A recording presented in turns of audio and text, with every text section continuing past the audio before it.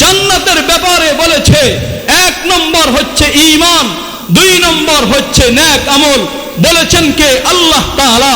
এখন কেউ যদি মানুষদেরকে ধোঁকা দেয় যে নামাজ লাগবে না, কেউ যদি মানুষদেরকে ধোঁকা দেয় অন্য কোনো আমল লাগবে না, কেউ যদি মানুষদেরকে হেঁটে হেঁটে জান্নাতের সংবাদ শোনায়, কেউ যদি মানুষদেরকে বলে ভোটের বিনিময়ে জান্নাত পাওয়া যাবে, তারা ধোঁকাবাজ, তারা প্রতারক, তারা মানুষের আমল নষ্ট করার জন্য বসে আছে। ঠিক না বেঠিক? মুহতারাম হাজিরিন, এই কারণে আপনার জান্নাত আপনাকে ঠিক করতে হবে। নেক আমল করা ছাড়া আল্লাহ তাআলা জানিয়ে দিয়েছে কাউকে কোনো জান্নাত দেওয়া হবে না।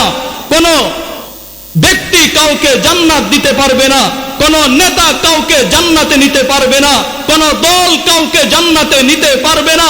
জান্নাতে যেতে হলে নেক আমল করতে হবে, জান্নাতে যেতে হলে ঈমান ঠিক রাখতে হবে, জান্নাতে যেতে হলে নবীর তরিকা মতে চলতে হবে, জান্নাতে যেতে হলে সাহাবীদেরকে ভালোবাসতে হবে, জান্নাতে যেতে হলে উলামায়ে কেরামের দেখানো পথে হাঁটতে হবে, জান্নাতে যেতে হলে আপনার জীবনটা আল্লাহর রাহে সুপে দিতে হবে।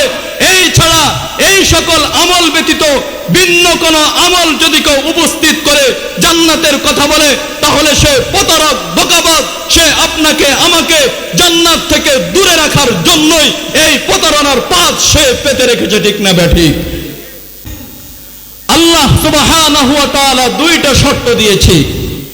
1 নম্বর শর্ত দিয়েছে নেক আমল, 2 নম্বর শর্ত দিয়েছে শিরিক মুক্ত থাকতে হবে।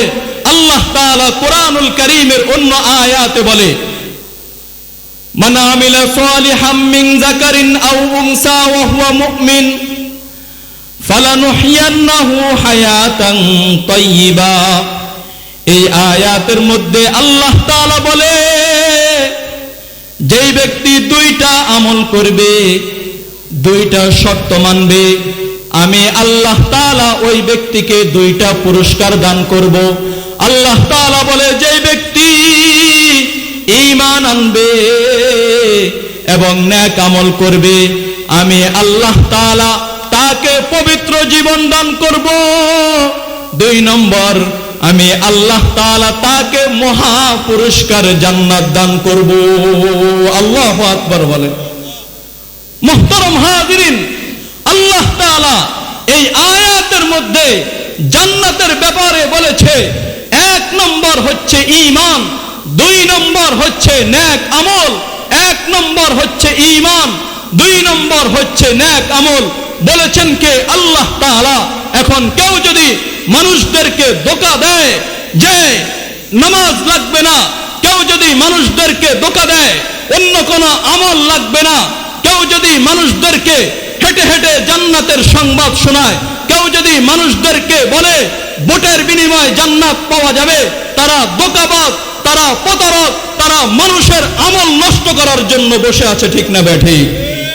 মুহতারাম হাজিরিন, এই কারণে আপনার জান্নাত আপনাকে ঠিক করতে হবে।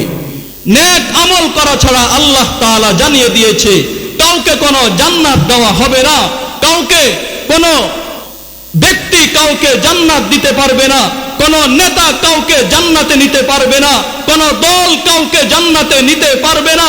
জান্নাতে যেতে হলে নেক আমল করতে হবে, জান্নাতে যেতে হলে ঈমান ঠিক রাখতে হবে, জান্নাতে যেতে হলে নবীর তরিকা মতে চলতে হবে, জান্নাতে যেতে হলে সাহাবীদেরকে ভালোবাসতে হবে, জান্নাতে যেতে হলে উলামায়ে কেরামের দেখানো পথে হাঁটতে হবে, জান্নাতে যেতে হলে আপনার জীবনটা আল্লাহর রাহে সুপে দিতে হবে। এই ছাড়া এই সকল আমল ব্যতীত ভিন্ন কোন আমল যদি কেউ উপস্থিত করে জান্নাতের কথা বলে, তাহলে সে প্রতারক, ধোঁকাবাজ। সে আপনাকে আমাকে জান্নাত থেকে দূরে রাখার জন্যই এই প্রতারণার পাত সে পেতে রেখেছে। ঠিক না বেঠিক? মুহতারাম হাজিরিন, এই কারণে জান্নাত আমাদের সবাইকে যেতে হবে, কিন্তু শর্ত হচ্ছে আল্লাহ তাআলা বলে দিয়েছেন 2টা আয়াতের মধ্যে। প্রথম আয়াতের মধ্যে বলেছেন ঈমান লাগবে এবং শিরিক মুক্ত আমল লাগবে। আল্লাহ তাআলা দ্বিতীয় আয়াতের মধ্যে বলে দিয়েছেন জান্নাতে যেতে হলে 2টা কাজ করতে হবে। একটা একটা হচ্ছে ঈমান, আরেকটা হচ্ছে আমাল। এই ব্যতীত অন্য কোনো মাধ্যমে জান্নাতে যাওয়ার কোনো সুযোগ নাই। মুহতারাম হাজিরিন, আল্লাহ সুবহানাহু ওয়া তাআলা ময়দানে মাহশারে মানুষের আমল ওজন করার জন্য মিজানের পাল্লা স্থাপন করবে। আল্লাহ তাআলা বলে, ওয়ানাদউল মাওয়াজিনাল কিসত লিয়াউমিল কিয়ামা, আমি আল্লাহ ময়দানে মাহশারে আমি আল্লাহ মানুষের আমল মাপার জন্য আমি আল্লাহ মিজানের পাল্লা স্থাপন করব। যার আমলের পাল্লা ভারী হবে সে জান্নাতে চলে যাবে, আর যার আমলের পাল্লা হালকা হয়ে যাবে সে জান্নাত পাবে না, সে জাহান্নামে চলে যাবে।